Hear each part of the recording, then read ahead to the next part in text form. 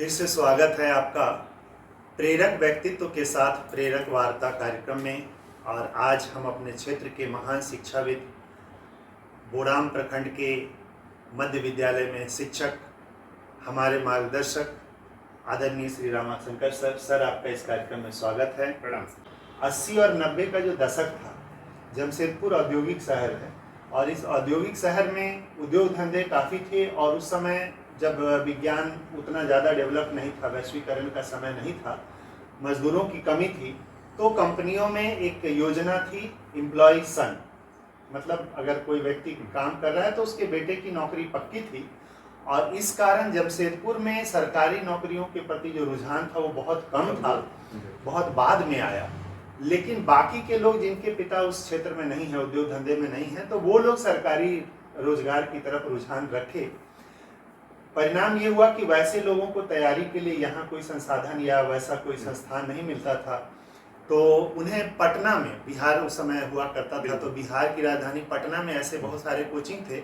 तो जो सक्षम लोग होते थे अपने बाल बच्चों को वहाँ भेजते थे, वहाँ रहना, हॉस्टल में रहना, पढ़ना, कोचिंग का फीस सब कुछ करना होता था। वैसे विकट समय में रामाशंकर सर अपने सहयोगियों के साथ मिलकर इस क्षेत्र में प्रतियोगिता परीक्षा की तैयारी के लिए अपना एक सोसाइटी बनाए, जिसका नाम रखा है स्टूडेंट डिबेट सोसाइटी। और उसके कारण इस क्षेत्र में सैकड़ों युवा को मार्गदर्शन मिला और नौकरी में गए और बड़े बड़े पदों पर गए। तो इन्हीं सब विषयों पर आज हम सर से वार्तालाप करेंगे। तो सर, हम सबसे पहले आपसे ये बात करना चाहेंगे कि उस दौर में जब लोग इस क्षेत्र को कम जानते थे, सरकारी नौकरियों के प्रति रुझान भी कम होती थी और लोगों को जानकारी नहीं होती थी, तो आपके दिमाग में सबसे पहले ये कब आया कि आप लोगों को ऐसी तैयारी के लिए एक सोसाइटी बनानी चाहिए? धन्यवाद सतीश बाबू। आज मेरा सौभाग्य है कि अपनी मातृ संस्था, जिसकी वजह से मैं आज कुछ हूँ, समाज में हमें कुछ लोग जानते हैं, ये उसी का परिणाम है। और स्टूडेंट डिबेट सोसाइटी नाम लेते ही मेरे पूरे शरीर में सिहरन होती है। हमारी दूसरी माँ वही हुई जो मेरे विकास में सबसे ज़्यादा सहयोग दी है। 80-90 के दशक में हम लोग जब ग्रेजुएशन हो गए थे, तो सारे बेरोजगार युवाओं में एक बात आती थी कि अब हम लोग आगे क्या करेंगे, कौन सा करियर चुनेंगे। मैट्रिक और इंटर के बाद जो लोग सक्षम थे वे मेडिकल इंजीनियरिंग की ओर जाना चाहते थे। बाकी लोगों के पास कुछ लक्ष्य नहीं होता था। पिताजी की एक बच्चे को नौकरी मिलती थी, लेकिन सारे लोग तो नौकरी पेशा में नहीं थे। अब ऐसी स्थिति में हमारे सामने विकट समस्या थी और उस समय मीडिया उतना सशक्त नहीं था, पेपर और रेडियो दो ही माध्यम हुआ करता था। तो हम लोग कुछ युवा थे लक्ष्मी नगर में या प्रेम नगर में, तो आपस में विचारधारा हुई कि कैसे हम लोग तैयारी करें। पटना, दिल्ली, इलाहाबाद जाना हम लोग की बस की बात नहीं थी। तो आपस में एक विचारधारा आई कि क्यों ना हम लोग आपस में बैठ के कुछ तैयारी करें, जिसको बाद में चलकर हम लोग ने नाम दिया संयुक्त प्रयास से आत्म विकास। जो स्टूडेंट डिबेट सोसाइटी का लोगो हुआ करता था कि आपसी तैयारी से हम लोग स्वयं का विकास करें। तो ये शुरुआती दिनों में जब इसकी विचारधारा हुई तो हुआ कि इसको कैसे किया जाए, कहाँ किया जाए। तो उस समय हमारे मेंबर्स में कुछ लोगों के घर में व्यवस्था हुई, तो घरों में बड़ा अटपटा सा लगता था, क्योंकि घर में दिक्कत होती थी, आना जाना लगे रहता था। उसके बाद हम लोग की बात आई कि भाई इसको किसी सार्वजनिक जगह पर किया जाए।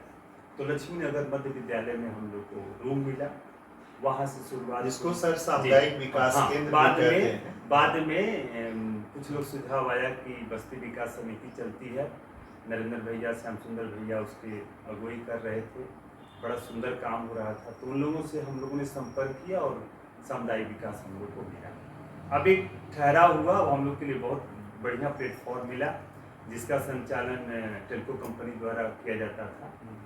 और भैया लोग से संपर्क में आए तो एक गार्जियन के स्वरूप में उन लोग का मार्गदर्शन मिला, हम लोग को पुस्तकालय फ्री में मिला। तो उस समय जो कहानी की टॉपिक, ये पुस्तकालय, ये जो पुस्तकालय की बात, ये पुस्तकालय सामुदायिक विकास केंद्र का पुस्तकालय पहले से था जी, हुआ करता था। बैठने के लिए सारी व्यवस्था थी, रूम मिल गया, हम लोग के लिए एक वरदान स्वरूप मिल गया। और हम लोग वहाँ पे जब शुरुआत किए तो उस समय जमशेदपुर में उदित वाणी करके एक स्थानीय समाचार पत्र हुआ करता था। जी। प्रभात खबर, आवाज, वो सब बहुत मतलब उस शुरुआती समय दौर नहीं था। थे, हाँ, उस समय नहीं तो थे वहाँ जब आप एक लोग पांडे शुरू जी हुआ करते थे जो कि संपादकीय व काम करते थे। तो उनके माध्यम से हमारी संस्था का थोड़ा प्रचार प्रसार बढ़ने लगा। हम लोग जब साप्ताहिक प्रोग्राम करते थे तो वहाँ पर जो भी कुछ होता था तो पेपर में छापना शुरू किया। सर ऐसा है जी। तो ये आपने तो बता दिया कि हाँ। आपको शुरुआती सहयोग जो है जी। आप लोग अपने दोस्तों जी। के साथ मिलकर किए, बिल्कुल। और मध्य एवं उच्च हाँ। विद्यालय जो वर्तमान में जी। लक्ष्मी नगर रोड नंबर 2 में है, पीपलगाछ के पास, जिसके बगल में हेमा महारानी चिकित्सालय है, हाँ। सर उसी विद्यालय की बात जी, कर रहे जी। हैं। और उसी विद्यालय के शुरुआत में सड़क पे ही जो एक छोटा सा भवन है जिसको हम लोग सामुदायिक विकास भवन कहते हैं, जी। तो सर का केंद्र वहीं चला जी। करता था, जो अभी भी है, आप देख सकते हैं सामुदायिक विकास जी। भवन उसी में चला करता था। तो सर आपने बताया कि शुरुआत में आपको सामुदायिक विकास चलाने वाले जो हमारे बस्ती विकास जी। समिति के सदस्यगण थे उन लोगों ने सहयोग किया, जी। और आपके सहयोगी के साथ साथ और कुछ लोगों का शुरुआती सहयोग रहा होगा। शुरुआती सहयोग में इन द सेंस कि कुछ प्रोग्राम में हम लोग स्थानीय कंपनी के जो बड़ी पदाधिकारी होते थे उनको हम लोग एज ए गेस्ट बुलाते थे, तो उनका मार्गदर्शन मिलता था, भैया लोग से भी संपर्क मिलता था। सर अगला सवाल हाँ। हम ये पूछेंगे कि शुरुआत में आप लोग जो ये जी। स्टूडेंट हाँ। यूनिट सोसाइटी बनाए, जी। तो उसमें किस तरह के क्रियाकलाप आप लोग किया जी, करते? बिल्कुल। ये शुरुआती स्तर बिल्कुल, का हम बिल्कुल, जानना चाहते बिल्कुल। हैं। क्योंकि प्रतियोगिता ही हम लोग की मूल केंद्र बिंदु हुआ करता था कि व्यक्तित्व विकास कैसे किया जाए। तो उस समय ज़्यादातर हम लोग पीसीएस की ओर झुकाव नहीं था। पीसीएस का मतलब सर? मतलब जो राज्य या केंद्र स्तर पर जो प्रशासनिक सेवाएं होती थी, जी, जी। क्योंकि उतना स्तर हम लोग का नहीं था, जी। तो हम लोग का ज़्यादातर झुकाव था कि जो वनडे का जो कॉम्पिटिटिव होता था, ज़्यादातर ऑब्जेक्टिव बेस्ड, जी। उधर हम लोग का झुकाव हुआ। जी। तो जैसे- हुआ कि जैसे कि जैसे बैंक बैंकिंग का, था, रेलवे था, हुआ। एसएससी था, जी। इससे जुड़ी हुई। जी। तो उसमें क्या होता था कि ज़्यादातर हम लोग ऑब्जेक्टिव बेस्ड ही क्वेश्चन आता था। तो जो भी शहर की जो मासिक पत्रिकाएं होती थी उसको हम लोग मंगाना शुरू किए और सामूहिक बैठ के उसका सेट मारना शुरू किया। अच्छा। तो सेट मारना जो सर बता रहे हैं जी। वो ऐसा है जैसे आप किसी भी परीक्षा को देते हैं तो हमारे पास क्वेश्चन बैंक आता है या हाँ। मॉडल सेट जी, आता है, बिल्कुल। तो उस मॉडल सेट को हम लोग परीक्षा के परिप्रेक्ष्य में उतने समय अंतराल में हम लोग करने का प्रैक्टिस जो घर में करते हैं, तो उसी को सर लोग उस समय उस भाषा में बोलते थे सेट मारना।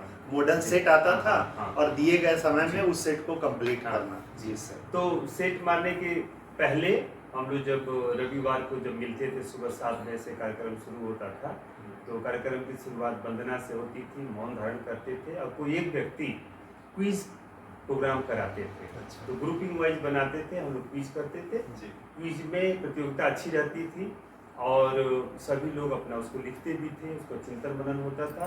क्विज के बाद किसी राष्ट्रीय अंतर्राष्ट्रीय विषय पर डिबेट डिस्कशन होता था और बीच बीच में हम लोग मॉक इंटरव्यू लिया करते थे। जी। जब किसी का कहीं सिलेक्शन होता था रिटेन में, तो उसको फिर मॉक इंटरव्यू करके पैनल बनाया जाता था और सेम कुछ कोशिश रहती थी कि उस तरह का इन्वायरमेंट हम लोग कैंडिडेट को दे पाए, उसका बहुत लाभ मिलता था। इसके अलावा सर जी एक व्यक्तित्व विकास में हम लोग स्टम्पर कराते थे, त्वरित वाचाल की प्रक्रिया होती थी। तो इससे क्या होता था कि किसी भी टॉपिक्स पर तुरंत बोलना आपके व्यक्तित्व को निखारता है, तो वो असहज लगता लेकिन बाद में बहुत रुचिकर हुआ, तो उससे हम लोग को बहुत अच्छा लगा और इसके लिए हम लोग BBC लंदन सुना करते थे सुबह और शाम दोनों। तो उससे क्या हो गया, राष्ट्रीय अंतर्राष्ट्रीय के डे टू डे की जितनी खबर होती थी हम लोग की जुबान पर रखते थे, इसलिए जीके सबका बहुत मजबूत हो जाता। तो शुरुआत में ये जो आप लोग का कार्यक्रम होता था ये साप्ताहिक होता था? जी, हर रविवार के रविवार। हाँ, ओनली रविवार। जी। सुबह 7 बजे से कब तक? 9-10 बजे तक, जितना वो प्रोग्राम के अनुसार। जी। और उसके एक संचालक हुआ करते थे हेमंत जी, जो अभी देवरिया में सीनियर मैनेजर हैं बैंक में, और उनका मैनेजमेंट बहुत अच्छा था। सारा प्रबंधन और किताब का निर्गत करना, आगत करना या जो लेखा जो था सारे कुछ, और हम लोग आपस में ही 20-20 रुपया करके चंदा किया करते थे। और उसी मेरा ये सवाल था जी कि आप लोग ये जो कर रहे थे इसका जी। वित्तीय प्रबंध आप कैसे कर पा रहे? वित्तीय प्रबंधन सतीश बाबू कोई बाहर से तो होता नहीं था।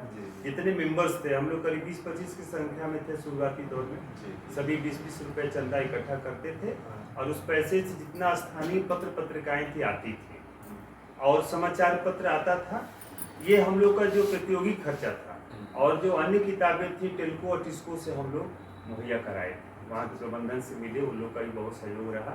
जो कॉम्पिटिटिव मोटी मोटी किताबें आती थी वो हम लोग को कंपनी की ओर से मिली थे, तो उसका बहुत लाभ मिलता था। तो शुरुआत में तो सर आप लोग अपने जो जान पहचान हाँ, के दोस्त हाँ, गण हाँ। थे 20-25 वो जी, हुए, जी, जी। फिर इसके इस सोसाइटी के बारे में बाहर कैसे प्रचार प्रसार हुआ और लोग कैसे जुड़ने लगे? बिल्कुल सही। तो उस समय क्या हुआ कि उदित वाणी में जब हम लोग पर संडे को जो भी कार्यक्रम का लेखा जोखा देते थे, तो उससे लौ नगरी में दूसरे दूसरे इलाकों में भी बात पहुंची कि लक्ष्मी नगर में एक student debate society running hour में है। तो कुछ कुछ नए नए बच्चे जुड़ने लगे, गीताडी से, बागबेड़ा से, रामाधीन बागान से, बारीडी में।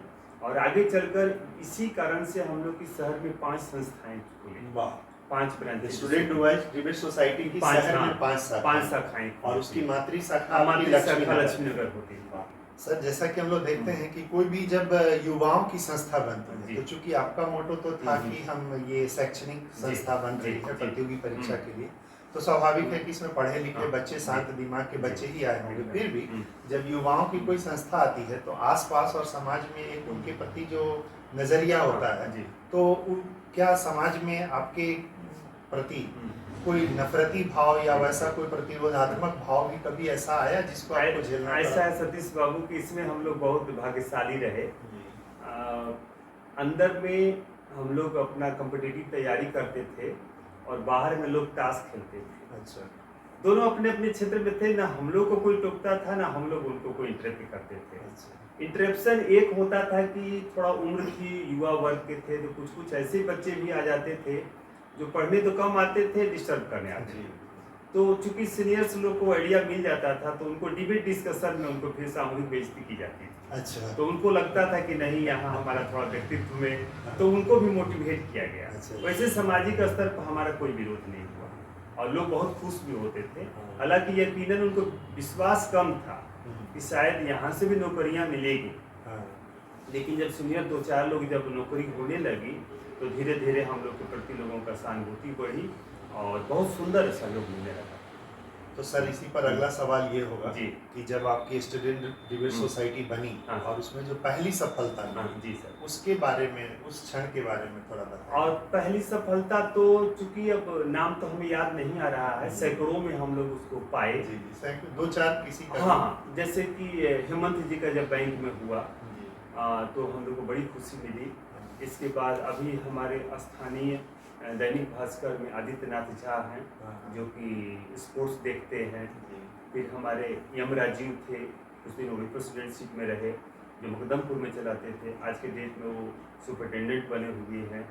ऐसे वो एक्साइज विभाग में। अच्छा। ऐसे ऐसे बहुत संख्या, हम लोग तो बहुत मामूली में कहेंगे, तो हमारा गिलहरी प्रयास था। उस क्षण को जानना चाहते हैं। जब शुरुआत में आपको ये 2-4 सफलताएं जी, तो आप लोगों को अपना कैसा महसूस हुआ? हम लोग को ऐसा महसूस हो गया कि हम लोग पहले तकदीर पर विश्वास करते थे कि शायद नौकरियां तकदीर वालों को मिलती। अच्छा। लेकिन जब हमारे बीच से कुछ लोग जब जाने लगे और जब रिटेन के बाद आते थे, कहते थे कि भैया मेरा रिटेन में हो गया है, तो हम लोग मॉक इंटरव्यू लेना शुरू किया। मॉक इंटरव्यू में कभी कभी तो ऐसा होता था कि लोग आकर बोलते थे कि भैया आप लोग जो मॉक इंटरव्यू लिए हैं वो उनसे बेहतर होता है, आप लोग की तैयारी और बेहतर हुई। तो उस स्तर पर हम लोग तैयारी को ला दिए थे कि हमारे बच्चे जब भी जाया करते थे तो बड़े माने खुशी से आते थे और तैयारी फिर शुरू हो गई, खूब आनंद आने लगा और हम लोग के लिए तो मजाक बन गया, खेल कूद जैसा। लोग जुड़ने लगे, नौकरी पाने लगे, इस तरह का आनंद आने लगा।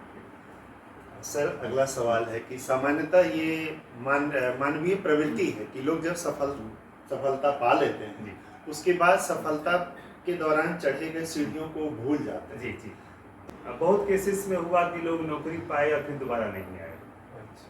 लेकिन वहाँ पर हिंदी में मैं बच्चों को बताता हूँ कि वृक्ष कबहू न फल भखै, नदी न संचय नीर, परमारथ के कारण साधुन धरा सर। हम सीनियर्स का दायित्व था, हमारे बच्चे, मैं स्कूल में पढ़ाता हूँ, 2-4 बच्चे ऐसे मिल ही जाते। तो वहाँ भी दरमियान प्रतियोगिता में कुछ लोग गए फिर दोबारा याद नहीं किए, लेकिन मेरा ये है कि हमारा अंश कहीं तो पहुँचा है, खुशी इस बात की है। इसीलिए ये सवाल उठा मन में, क्योंकि हम लोग अपनी संस्थाओं को देख रहे हैं तो अक्सर ये होता है कि अधिकांश लोग भूल जाते हैं, जबकि उनकी जिम्मेदारी होती है कि अगर आप उस संस्था के माध्यम से आगे बढ़े हैं और वो स्वैच्छिक संस्था है तो कोई व्यावसायिक संस्था तो थी नहीं, जी। तो उनका कर्तव्य बनता था कि आप सफल हुए तो आप अपनी उस संस्था को नॉरिश करें, हाँ, हाँ। उसको पोषण दें, बिल्कुल, बिल्कुल, उसको और बिल्कुल। अच्छा बढ़ाएं। ये हम लोग का लोगो हुआ करता था कि आप कहीं भी बने, कम से कम एक जरूरतमंद को जरूर हेल्प कीजिए। ये हम लोग का लोगो हुआ करता ऐसा था कोई उस समय। उदाहरण सर कि जो आपकी संस्था को सहयोग किए हों अपनी सफलता के बाद? सफलता के बाद किसी भी तरह का सहयोग? सहयोग इन द सेंस कि यम राजीव में वाली खूबी थी कि जब तक रहे, सफलता के बावजूद भी लोगों को जोड़ना या कॉम्पिटिटिव भावना बढ़ाना। हमारी नौकरी 1994 में हुई, लेकिन मैं 2001 तक जुड़े रहा। तो निस्वार्थ भावना था, चूंकि शहर में थे और जाते थे डिबेट डिस्कशन में, हम लोग भाग लेते थे। अभी भी श्रीमन जी अपना क्लास चलाते हैं, इंटरव्यू लेने के लिए अभी भी याद करते हैं। लेकिन ज़्यादातर लोग जब नौकरी लग जाती है तो धीरे धीरे थोड़ा सा भूल सा जाते हैं। भूल जाते हैं। इसका मलाल रहा। हाँ, तो यही कारण रहा कि जैसे हम लोग भी देखें कि आज स्टूडेंट डिबेट सोसाइटी हमारे समाज में अगर नहीं है, तो ये जो रवैया होता है लोगों का सफलता के बाद अपनी मातृक संस्था को ही भूल जाना, उसी के कारण एक बहुत ही अच्छी संस्था जो अगर आज भी इस क्षेत्र में होती तो आज के युवा जो भटक रहे हैं, हम लोग के पास एक साधन होता, हम लोग निर्भीक वहाँ भेज पाते। तो ये जो नहीं हुआ, तो उस पर हम थोड़ा सा चर्चा करना चाहेंगे कि ये धीरे धीरे बंद की ओर क्यों अग्रसर हुआ, क्यों ऐसा समाप्त हो है गया? सतीश बाबू की जैसे सीनियर्स लोग नौकरी पाते गए, तो नौकरी हो गई, शादी ब्याह हो गई, अपनी वो गृहस्थ आश्रम में चले गए, फिर नए बच्चे जुड़ते थे। तो एक दौर आया कि सारे सीनियर्स लगभग चले ही गए। अब जूनियर्स के लिए अच्छा मार्गदर्शन का अभाव था। और फिर कालांतर में क्या हो गया कि मीडिया चेंज हो गया, मोबाइल आ गया, टीवी और भी मीडिया आ गई, तो लोगों का थोड़ा सा मटेरियल्स बढ़ गए, थोड़ा आर्थिक रूप से लोग संपन्न हो गए। तो उन लोगों को लगा कि ये छोटा मोटा संस्था से क्या होगा। अब लोग थोड़ा बाहर जाने लगे, संस्था में आने लगे, कॉरस्पॉन्डिंग कोर्सेस आ गए। तो उसमें हम लोग का जो गिलहरी प्रयास था थोड़ा सा कमजोर दिखने लगा और लोग इसको कुटीर उद्योग का भाव देने लगे। अच्छा, तो वो सोच बदली और धीरे धीरे लोग थोड़ा सा बृहद पैमाने पर चले गए। जबकि आपकी जानकारी के लिए बता दें कि जो हम लोग बीज डाले थे, आज लोग भले ही उसको भूल जाए, लेकिन उसी का परिवर्तित स्वरूप आज भी शहर में एक कोशिश संस्था चल रही है। और श्रीमन जी अपना क्लासेस उसको कमर्शियल रूप में सर जी लाए हैं, जरूरत भी थी। तो वो हम ये नहीं कहेंगे कि हमारी संस्था बंद हो गई, स्वरूप बदल गया है, लोग अलग अलग भाव में उसी को नाम बदल कर चला रहे हैं। हाँ, जी स्वरूप बदल गया है, हाँ, लेकिन हम हाँ, जिस स्टूडेंट जी, डिबेट हाँ, सोसाइटी को जानते हैं जी सर। और जो हमने पाया इस समाज में कि जी। समाज में असंख्य लोगों का, सैकड़ों लोगों का जी, की जो बिल्कुल। नौकरी हुई, और आज लोग उस ऐसी संस्था की ओर भटक पा रहे हैं, और विशेषकर सर जो आर्थिक रूप से कमजोर हैं, जी, उनको समझ में नहीं आ रहा है कि हम कहाँ जाएं। बिल्कुल तो सही उस बात है। समय जो वो संस्था चली, अगर आज होती, मेरी एकदम पीड़ा सही, यही है एकदम कि सही। वो संस्था अगर आज भी होती और लोग चला रहे होते, जी, जी। तो हम लोग बहुत सारे गरीब बच्चों को वहाँ भेजकर मार्गदर्शन करवा पाते। बिल्कुल, बिल्कुल। मेरा सवाल ये था सर कि जहाँ आप चला रहे हैं, जी। उस क्षेत्र के लोग जो हाँ, हैं, हाँ। आपके प्रति पॉजिटिवली सोचना शुरू किए, कुछ भी एक दो लोग भी? ऐसा है कि सर जिनके घर के बच्चे नौकरियां पाए, तो उनका तो रूप बहुत माने पॉजिटिव था। लेकिन तब भी कुछ समाज के लोग थे जो कि तथाकथित कह लीजिए कि उनको विश्वास नहीं होता था कि पढ़ने से नौकरी होती है। लोगों के तो भ्रांति थी कि घूस देने से नौकरी होती है। लेकिन चूंकि हम लोग उसके गवाह हैं और हमारे बीच से ही लड़के निकले, तो उसका हम लोग कोई खास ध्यान भी नहीं दिया। हमारा एक मिशन हुआ करता था कि हमें अपने मिशन को जारी रखना है। सर आप बताएं, आपकी नौकरी 94 में लग जी गई। जी सर। सामान्यतः लोग नौकरी के बाद अपनी संस्था को भूल जाते हैं, भूल गए, जी। लेकिन आपको वो कौन सी चीज थी जो खींचे रखी इसके अंत? ऐसा सतीश बाबू कि आज भी आपने नाम लिया और मेरा पूरा बदन सिहर गया। तो हम लोग थोड़ा गांधीवादी विचारधारा के रहे हैं, लाभ के लिए कभी नहीं जुड़े। तभी नौकरी बहुत बड़ी बात नहीं थी, ऐसा लगता था कि हम तो नौकरी ले ही लेंगे। लेकिन जब डिबेट में कराता था, जब 30-35 लोगों को मैं संचालन करता था और बहुत से ऐसे लोग मिलते थे जो बोलना ही नहीं चाहते थे, तो उनसे भी बुलवाने की कैपेसिटी मेरे अंदर थी। और वो जब बाहर में लोग मिलते थे तो उनके चेहरे पर मैं अपने मन व्यक्तित्व को पढ़ता था, तो लगता था कि रुपया पैसा तो जीवन में मैं कम कमाया, लेकिन जब वो लोग मिलते हैं तो आज भी उनकी आंखों में मेरी छवि दिखती है वो मेरे लिए कोई वरदान से कम नहीं है। आप भी काफी व्यस्त हो हाँ, रहे हैं हाँ। सरकारी स्कूल जी। में शिक्षण का हम्म। कार्य कराते समय कितनी परेशानियां होती हैं हम्म। और कितना दबाव होता है ये कोई भी समझ जी। सकता है, फिर भी आप बहुत समय तक जुड़े रहे। ऐसा है सतीश बाबू कि समय का बदलाव होने लगा है और समय के साथ लोगों की सोच में बदलाव आया है। अब देखिएगा जैसे बाजार में ओरिजिनल सब्जी कम हो गई है और मिलावटी सब्जी सब ज़्यादा, लोगों की सोच भी है कि बहुत जल्दी जल्दी सब काम हो जाए। अब जल्दी जल्दी के चक्कर में क्या हो रहा है कि लोग बहुत शॉर्टकट अप्रोच करने लगे। अब वीआईपी का ज़माना आ गया है, मीडिया से जल्दी जल्दी। लेकिन मुझे लगता है कि अगर प्रतियोगिता परीक्षाओं में अगर आपको ठोस अगर रिजल्ट चाहिए तो प्राइमरी एजुकेशन के बाद ही हमें उस ओर का झुकाव आ जाना चाहिए और लेखन शैली आपको रखना चाहिए और कम्युनिकेशन स्किल हो, अच्छे लोगों का इंटरव्यू सुने, मोटिवेशनल किताबें पढ़ें और एक ग्रुप तो जरूर बनना चाहिए कि हम अपनी विचारधारा को आपस में आदान प्रदान करें। और ये घरेलू मोबाइल की ज़िंदगी से घर के बाहर आउटडोर में थोड़ा व्यक्तित्व विकास हो तो हमें लगता है कि आपको सफलता मिलेगी। और ये जितना टीवी और मोबाइल की ज़िंदगी है इसमें हम बहुत संकीर्ण हो रहे हैं और धीरे धीरे डिप्रेशन की ओर जा रहे हैं। तो अगर प्रतियोगी परीक्षा लाना है तो शहर से या समाज में थोड़ा आपको आना है। मतलब ये रहा कि आज भी जी अगर वैसी स्वैच्छिक हाँ। संस्था बने, जी लोग दोस्तों जी। के साथ एक हाँ, ग्रुप हाँ, बनाएं, जी बिल्कुल। समय निकालें, जी। एक स्थान हाँ, तय करें जी।